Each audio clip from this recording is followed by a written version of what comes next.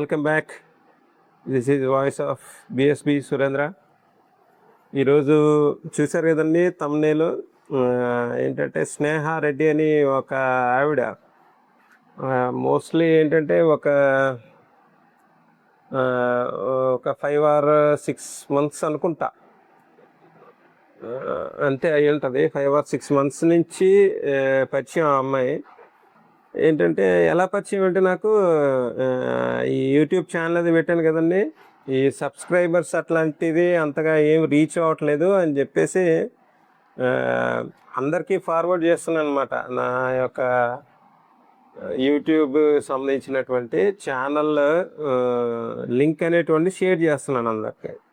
Share చేస్తూ ఉంటుంటే ఈలోగా ఈ మహాతల్లి అందుకుంది.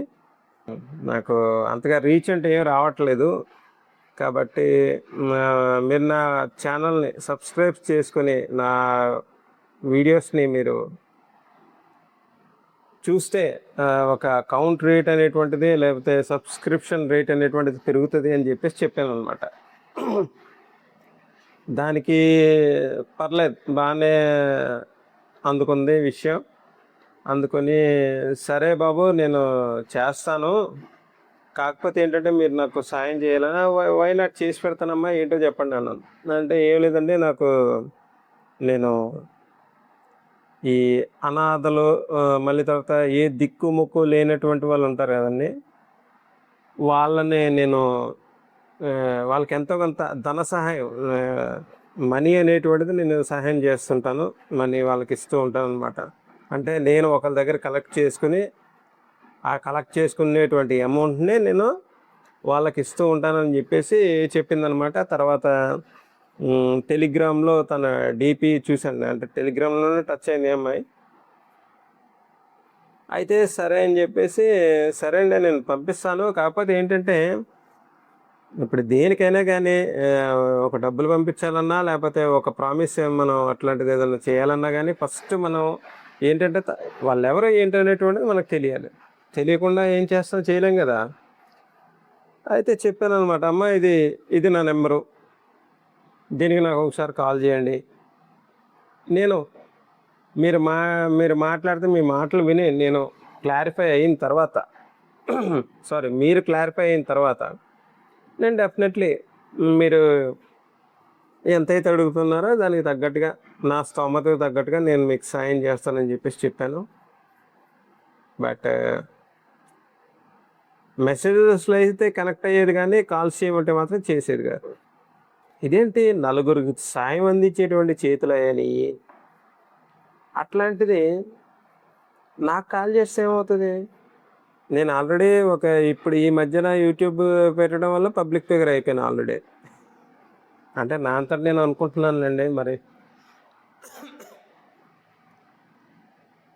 ఒకటికి ఒక 4-5 సార్లు అడిగాను, అది కదమ్మా మీరు కాల్ చేయండి, మీరు ఇది అని నాకు ప్రూవ్ చేయండి, నేను డెఫినెట్లీ మీకు సాయం చేస్తాను అన్నాను. కానీ ఎక్కడ ఏమీ అవ్వలేదు. కానీ ఏంటంటే ఒక 28 ఫొటోస్ అనుకోండి నేను పంపిస్తుంటాను, మీకు చూడండి ఇక్కడ తన చాటింగ్ కానీ తన ఫోటోలు కానీ మంచి బాగా ఉంది. కాకపోతే ఏంటంటే నేను అనేది ఏంటంటే ఒకసారి, అంటే ఇప్పుడు ఈ మధ్యన ఏంటంటే 190 ఫోటోలు పెడుతున్నారు. అందులో ఏ ఫోటో ఎవరిది ఏంటి అనేటువంటిది ఏమీ అంత ఉండట్లేదు కదా. కొన్ని ఉంటాయి, కొన్ని ఉండవు.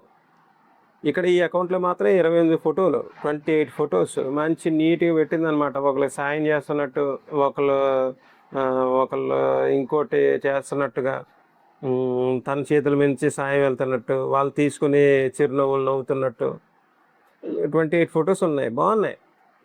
తిరుపతి గుడి దగ్గర తీసుకున్న ఫోటో ఒకటి, బాగున్నాయి. ఫొటోస్ అన్నీ బాగానే ఉన్నాయి, మనిషి కనిపిస్తుంది. మరి కాల్ చేయమంటే కాల్ చేయట్లేదు ఏంటి?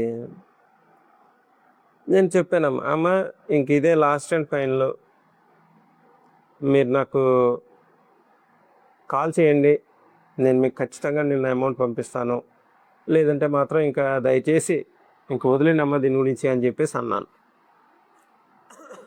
అంటే తర్వాత లాస్ట్ మెసేజ్ కూడా పెడతాను మీకు చూడండి. అక్కడ నాకు ఒక 60 రూపీస్ 70 రూపీస్ నాకు పంపించండి, నాకు అర్జెంట్ అది ఇది. 60-70 అర్జెంట్ ఏముంటుంది? ఇప్పుడు ఒక మనిషికి సహాయం చేయాలన్నా 60-70 అవుతుంది, అవ్వదు కదా. నాకు కొట్టిన తేడా, నాకు నువ్వు ఒక ఫేక్ అకౌంట్లా కనిపిస్తున్నావు. నువ్వు దయచేసి నువ్వు నిజం చెప్పు అని చెప్పేసి అడిగాను అన్నమాట. ఎప్పుడైతే నేను ఆ మాట అన్నానో ఇమ్మీడియట్గా హిస్టరీ అంతా బ్లాక్ చేసింది అన్నమాట. అదే డిలీట్ చేసింది, క్లియర్ చేసింది. ఇంకా నాకేంటి, మీకు కూడా తెలిసిపోద్ది ఆటోమేటిక్గా ఇది ఒక ఫేక్ అకౌంట్ అని. ఇలా ఉన్నారు జనాలు. సహాయం చేస్తున్నాను అనేటువంటి మాటలతో ఈ విధంగా మోసం చేస్తున్నారు. మరి అక్కడ 28 ఫోటోలు ఉన్నాయి, అవి నిజంగా ఎవరి అయ్యి? తన పేరు స్నేహారెడ్డి అని చెప్పేసి పెట్టుకుంది, నిజంగా స్నేహారెడ్డేనా? అసలు ఆ ఫోటోలో ఉన్నది స్నేహారెడ్డి అనేటువంటి పేరుకి ఆ ఫోటోలకి సంబంధం ఉందా, లేకపోతే ఎవడన్నా వాడుతున్నాడా? ఇది ఫేక్ అకౌంట్. కాల్ చేయడానికి ఏమైంది? నువ్వు మెసేజెస్ పెడుతున్నావు, నాకు మనీ అడుగుతున్నావు, నాకు స్కానర్ క్యూఆర్ కోడ్ పెడుతున్నావు నువ్వు నాకు. అట్లాంటప్పుడు ఇంకేంటి ప్రాబ్లం? కాల్ చేయడానికి ఏంటి ప్రాబ్లం? ఇది ఫేక్ అకౌంట్.